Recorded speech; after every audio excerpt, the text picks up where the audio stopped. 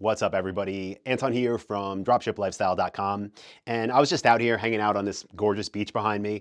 And I was thinking about product selection and specifically how many people are likely to be looking for profitable products to sell online in 2023.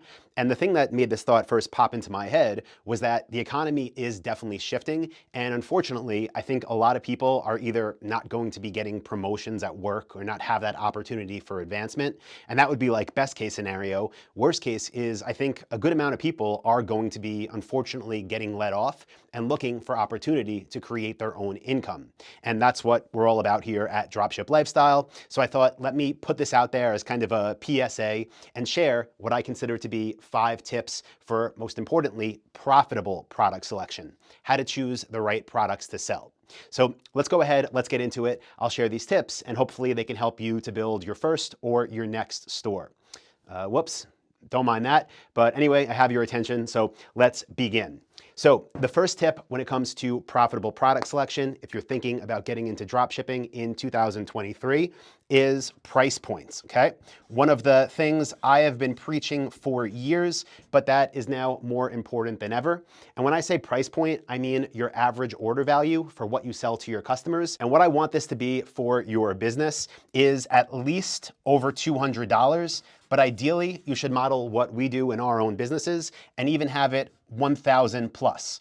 Now, I will say once you start to get to $2,000 or more for the average order value, there typically is some more pre and post sale work that goes into it. People asking questions before they buy, people asking more questions once the products are delivered, simply because they spent more money. But in my opinion, this is more important than ever because as you might know, if you've been in business before, ad costs now are up since the pandemic, which means if you do what we do, you are going to have to spend money on ads to make money, and you want to make sure you're selling expensive products so you have enough profit margin to be able to profitably buy ads. When people start and they choose a low price point, especially now with ad costs back to where they were pre-pandemic, that's going to mean that unless the margins are there, you're not going to be able to acquire customers profitably, and that'll mean you build a store with a product type that never takes off. And remember, we want to do this profitably because what's the point of doing the work if we're not getting paid for it? What's the point of building a store, selling inexpensive products,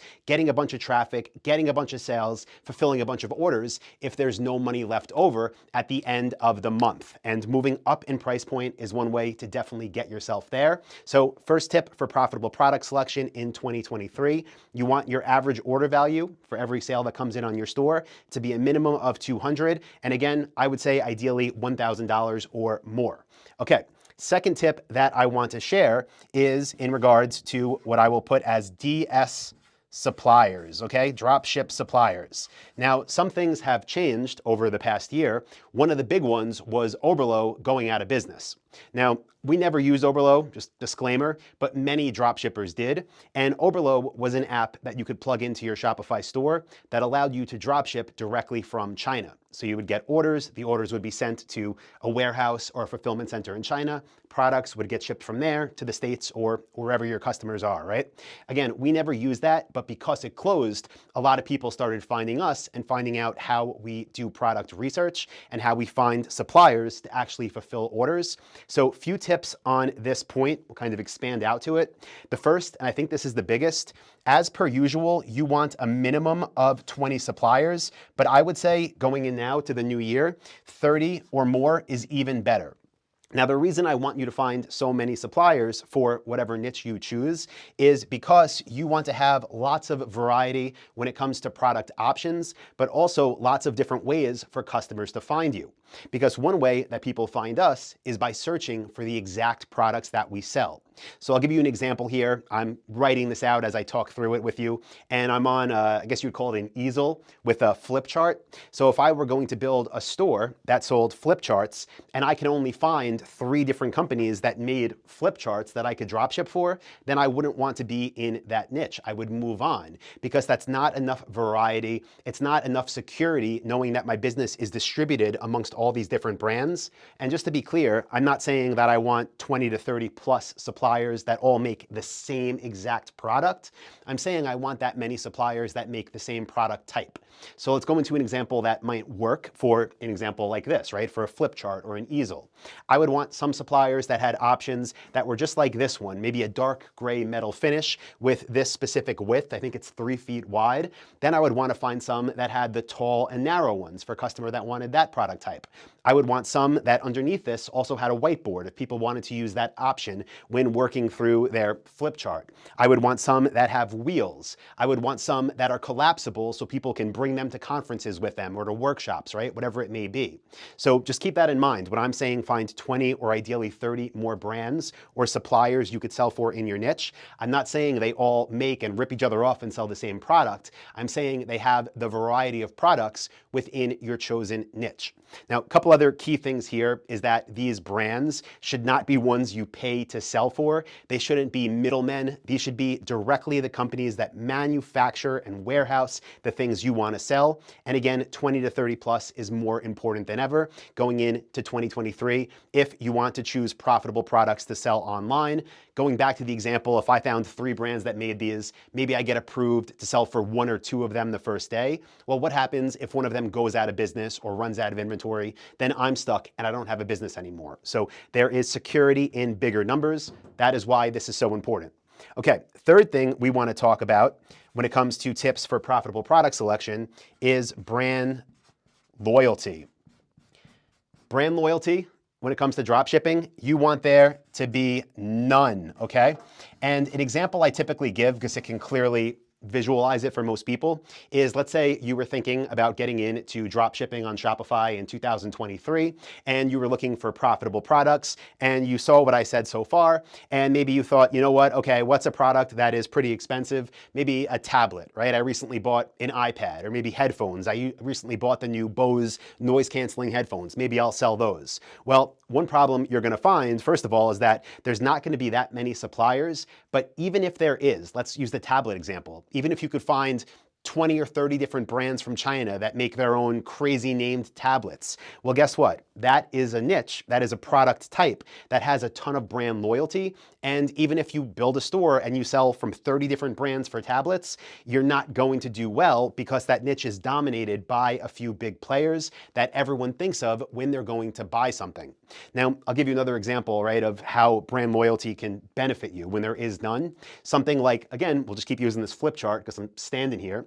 When you choose a flip chart like this, right? When I looked for one, I knew I wanted a wide flip chart. So I went on Google and I typed in wide flip chart. I could care less what company's name was on this. In fact, there was a little, I think if you're watching the video of this, there's like a little sticky residue down here because there was a logo on it, and I pulled the thing off because I didn't want a logo on it. It was like some big branding. I didn't care who made it, right? So when it comes to brand loyalty, you don't want customers to have any for your niche. And honestly, I think this going into the new year is even more important because as the economy does continue to change and as people might not have as much money to spend, they're gonna look for more options that might fit exactly what they need, and the price point is most likely more important to them than the name on the thing. Again, that doesn't mean selling a niche that's dominated by a few big brands, but it means that just like before, but even more important now, you want there to be no brand loyalty in the niche that you choose. Okay, moving on to the fourth tip I want to give you for profitable product selection. This is in regards to target demographic, right? And when it comes to demographics, there are a million ways to dissect the population and break this down. I keep it pretty general because that's the most important thing, and I want you to be able to choose a niche on your own. So when it comes to choosing the demographic that your product type will appeal to, you want this to be, I'll just write it out. You want this to be the upper middle class. Okay, so we don't want to sell to low-income households. We don't want to sell to the wealthy if we're looking to build a profitable store and we're looking to build something that can be managed in about 15 to 30 minutes per day. Now, why do we want products that appeal to the upper middle class? Well, they are most comfortable and most used to spending money online in our price range, right? $1,000, $2,000 without needing a bunch of pre-sale and post-sale support.